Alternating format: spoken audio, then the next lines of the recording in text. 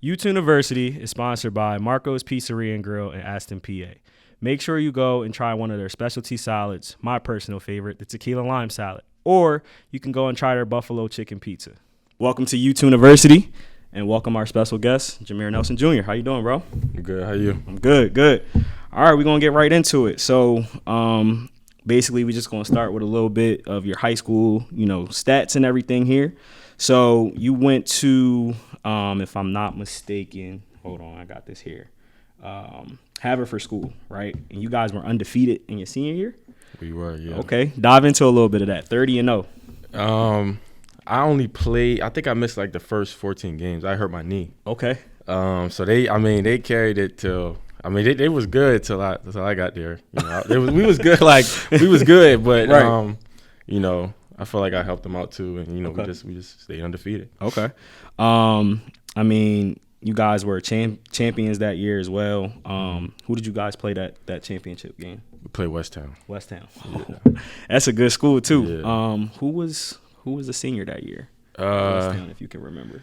Jalen Gaffney was a senior. Okay. John Bull Ajak was a senior. Okay. And then, that was only seniors. Okay, so going up against that, dive into a little bit of that championship game. Like, how did it feel? High school champions, not everybody can do that or can claim that. So, dive into a little bit of that. I was definitely nervous. Okay. Because we was 29-0. We was trying to make it happen. But I know I was struggling in the first half.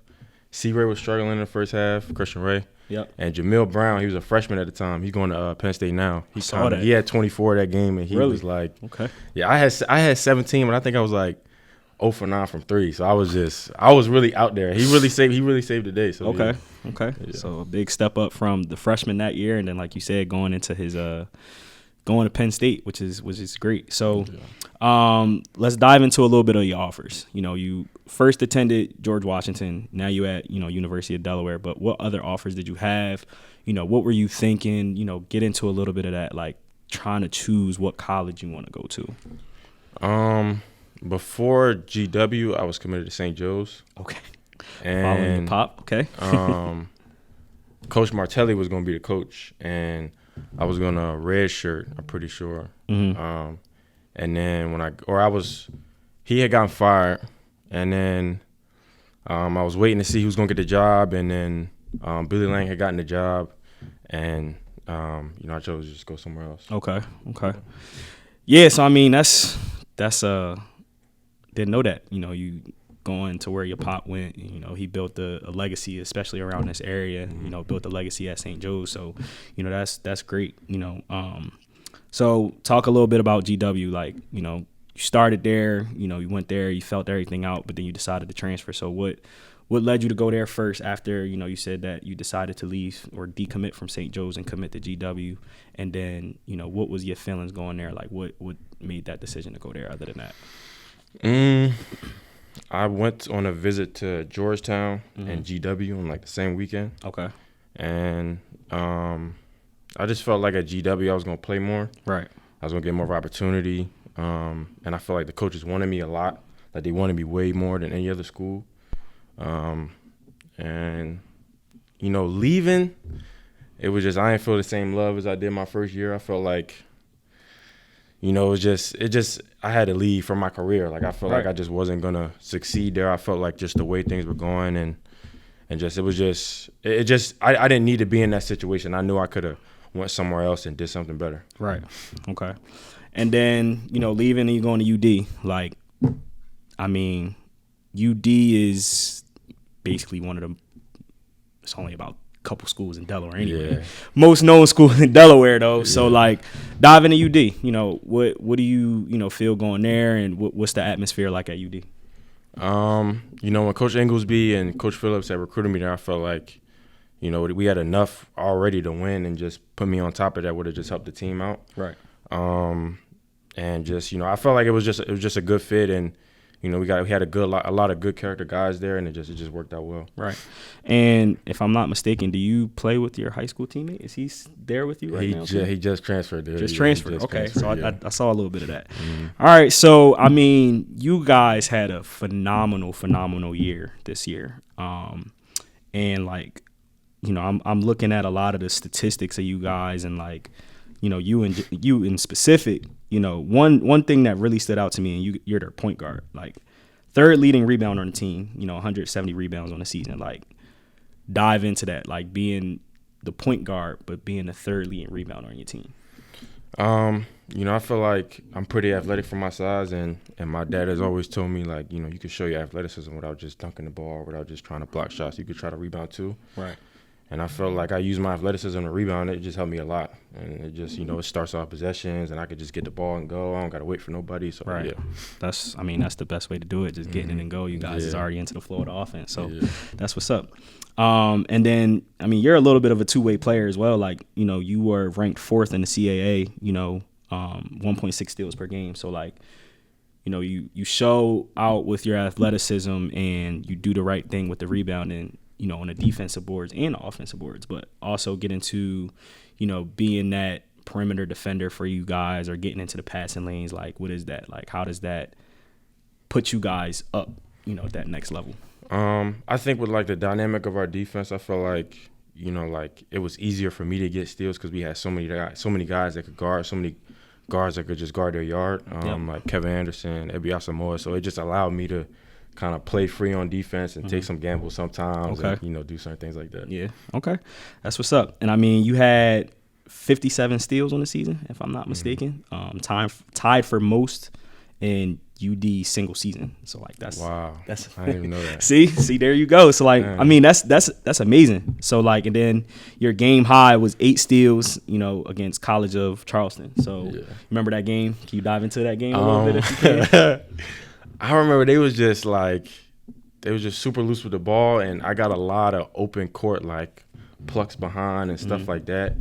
And it was just like, I just remember just some. I know it was like 3 of them. It was just like the ball just fell in my hands, like for at least 3 of them. Right, 8 is a lot. I didn't even realize I had 8 though. There you go. Yeah. I mean, like in the moment, and that's another thing. Like when y'all in the moment, y'all just playing. Like sometimes you don't even know, because you in it, and like you just gonna keep going, and you just keep doing the same thing. So like, describe that feeling. Like, and there's a couple other stats here that you might not even know, but I feel like some of them you definitely know. But like, just dive in, being in the moment. Like, what is that feeling? I guess I would say being in the moment is, like, I would say it's kind of like being in the zone. Right. Like everything you're doing, it's just flowing. Like your form is right. You moving your body right. It's just like, it's kind of like nothing. Like it's just motionless. Like exactly. It's hard to explain. It's hard to explain. Like when you're in the zone, like it's just everything is going well. So yeah. Right. Okay. All right. So doubling back on, your rebounds, like you're a double machine. To me at least, for a point guard. You reached double figures, or I'm sorry, you had 3 double-doubles on the year. And one that stood out to me was 29-point game and 10-rebound game against Iona. Get into that a little bit. That was definitely my favorite game for this year, because that was my first time ever seeing Rick Pitino. Okay. And, it was at a neutral site, which was cool.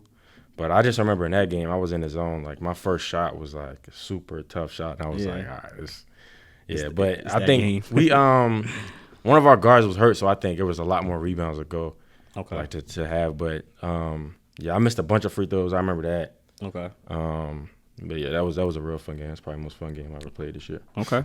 So, I mean, and, following that, you had a 30-point game. At James Madison. What was that like? Not everybody, and I mean, not everybody is, at least in college basketball, scoring 20s and 30s. So, like you getting a 29-point game and then you got a 30-point game, like, some people do it, but it's rare. And then again, like for guards, especially at your size, like you said, like being athletic, it's rare to, be getting double-doubles and, scoring 30 points at that. So, like, just get into a little bit of that 30-point game. JMU, I feel like I was just taking what the defense was giving me. I feel like early I was passing the ball more. I felt like just trying to get my teammates involved. And then it just started opening stuff up for me, and that's just how it worked. Yeah. And that's how I usually go, like, when you being unselfish and you getting everybody else involved, and that floor just opens up, and it's just like the world is open to you, you know what I'm saying? So like that's a tough thing to do, and that's what's up. So I mean, to me, and this could be a biased thing, but I mean, I think you're definitely one of the leaders on your team, and you're doing a great job. You're 7th in the league in you guys league with points per game and 13.6, and you lead your team in that too. What does it take to be not just the point per game leader, but the floor general, on the offensive side of the ball? And even, like I said, like with your defense, like what does that take? What is that leadership? Describe that a little bit. I think it takes a lot of confidence. I think especially after like the year I had, my sophomore year, I don't think I scored 10 points a game. I don't think I did. I didn't have a good year. Right. So just to come off and capitalize off that and just have a good year and just, scoring, I feel like scoring isn't that important, right. Even though, obviously, I mean, it's important. Right. But yeah. I think just my teammates were allowing me to do certain things, and they liked me as a leader and as a teammate, so they respected me to come in and just do my own thing. Right. Okay. And then you were the only, I don't know if you know this, you were the only person on your team to start all 35 games this year. So like, did you start all 35? Can you remember not starting a game or not playing a game? No, I started to play every game. Okay, there you go. So I was like, but that's leadership because, and I mean, that's, health, you're healthy, you're doing what you got to do to stay on the court. And, when you're missing a guy, that's missing a critical piece on your team. Like, even if you don't have, one guy on the bench because they might be hurt, like that's missing a, critical part. So like, that's another portion of your leadership that shows, for your team and your teammates and, being, like I said, that floor general on your team. So, going piggybacking right off of that, like NCAA tournament, like, that is second to none. Like, again, your normal schools do it, like your Duke, your North Carolinas and everything like that. But like UD, like I personally don't know the last time UD has been to a tournament. So like, get into that. Like, honestly, I don't want to say the wrong number, like years. So I don't. That's fine. But it was in the last. We've been there in the last like 10 years. Okay. But it was definitely like a great experience to just be there, and just like the way our season went. I think we lost like the 2 games or the 3 games before our conference tournament. So I think we like lost 2 games and then won 3 games to get in the tournament. Right. So it was just crazy to do that. And just just to be there, just to be like in it, and the crowd is crazy. It's just the biggest crowd I ever played in. So right. But yeah, obviously we're gonna try to get there next year. But it was great to have a taste for it this year. Okay. So what do you think is going to take to get back there? Are you guys losing any guys? Or you guys have the same group? Like, what do you have coming in? Like, what do you think is going to take that next step? Like, you guys played a great team. You played Villanova, but you guys can get over the hump, and you guys can come back with even more grit and grind for the next year, like you said, to get back in it. So what you think it's going to take? It's going to take a lot of togetherness, and just everybody's going to have to just be bought in on what we're doing and what coach is talking about. We lost Ryan Allen, Kevin Anderson, Dylan Painter. I know they all probably scored over 10 points a game last year. Right. We lose Andrew Carr. He transferred to Wake Forest. Okay. And we're losing Reggie Gardner. He was a senior too. He played some minutes. And we getting back some transfers. And I think we got a lot of good guys that could just fit real well in our system and what we doing. And I think we got a lot of guys bought in to try to win. And just I think winning last year created a culture as to where like, all right, we trying to do it again, and we only bring guys in that want to win. Okay. And we picked up. We got some freshmen coming in. We picked up Christian Wright from LaSalle. Right. LJ Owens, Nigel Shad. I don't want to say his name. Okay. I ain't met him yet, so okay. I ain't met him. Like, got you. But yeah, we got a good team coming in. We got good returning guys. That's got better. We got guys coming back from injury, so we'll have a full team, and I think we're gonna have a lot of good character guys. Okay, all right, that's what's up. So, and to dive into a little bit of your stats again, and we were talking a little bit before. You said at GW that you weren't really shooting the ball as much. And you came in this year with 56 threes. That's second on your team.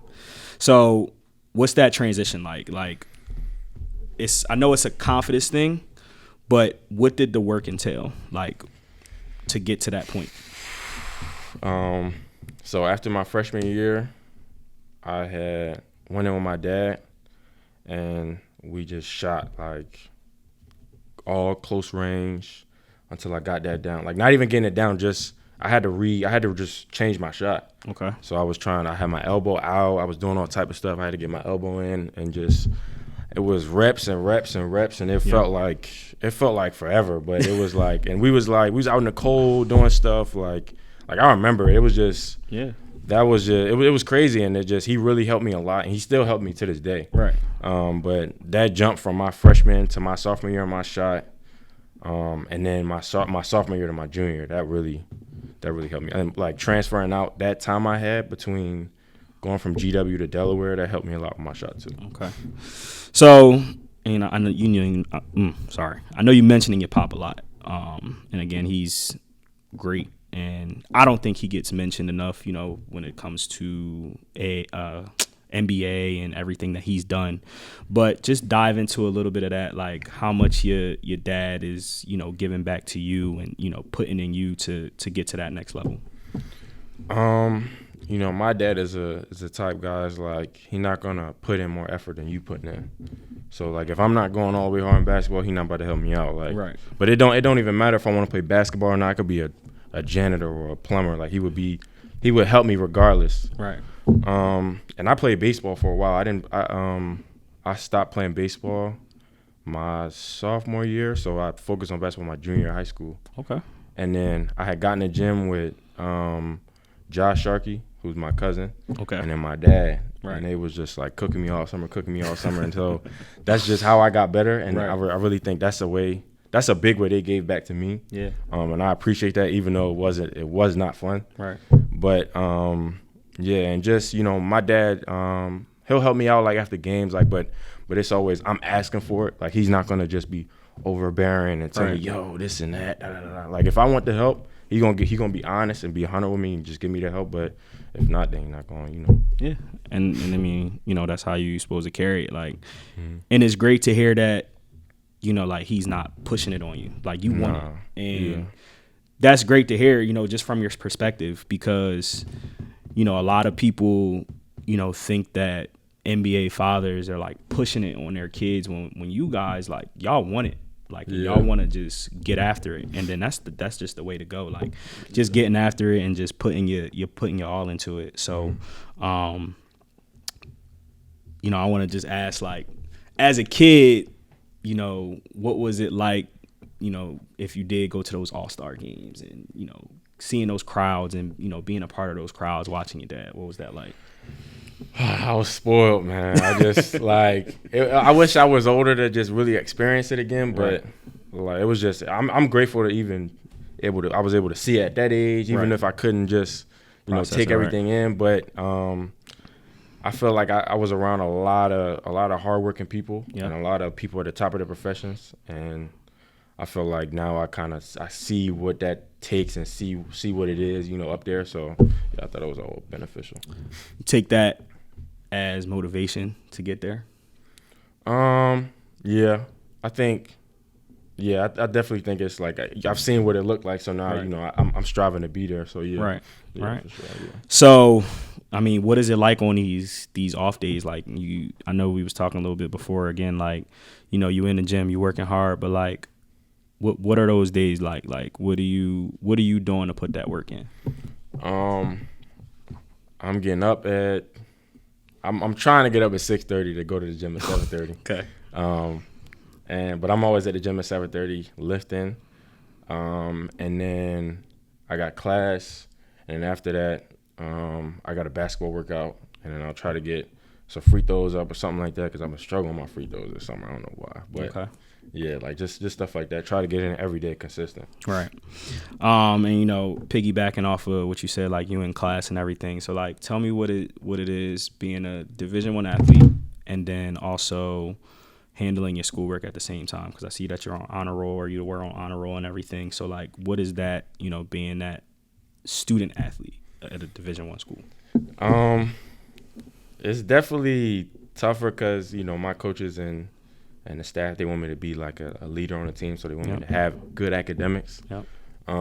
But you know, the teachers know what's going on, so they help you out, and just if you put the effort in, it's just it'll work out. So, yeah. That's what I like to hear. Like, because I think a lot of us just have a notion, like, some people think that, you know, y'all just go to school and y'all play basketball, when that's not it. Like, you do have to maintain good grades. You have to maintain, you know, doing the right things in class, because a lot of kids don't understand that it's not just basketball. Like, it's way more than that. And like I said, like, you're on honor roll, so like having good grades and, you know, carrying that and being a leader on the floor is, you know, not everybody can say, because it's like some guys just looking to go and play and then just get to the next level. Like, no, like when you doing what you're supposed to do in the classroom, that's a good thing to, you know, always fall back on, because, you know, we always hear kids say, even we said it as kids, like, ball is life, but it's not, because it's more to it.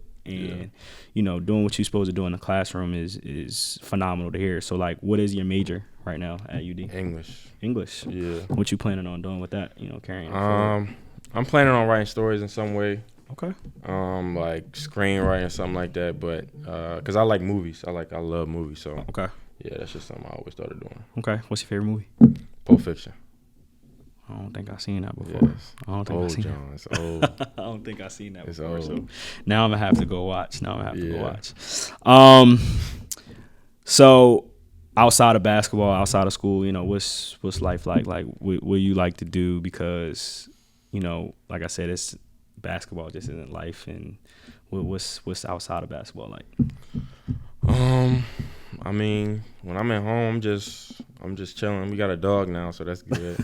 I get to chill with my dog, and usually I'm just hanging out with my teammates, like watching movies, stuff like that. But you know, the level I'm trying to get at, it's got to be a obsession. So that's really like my main focus. Right.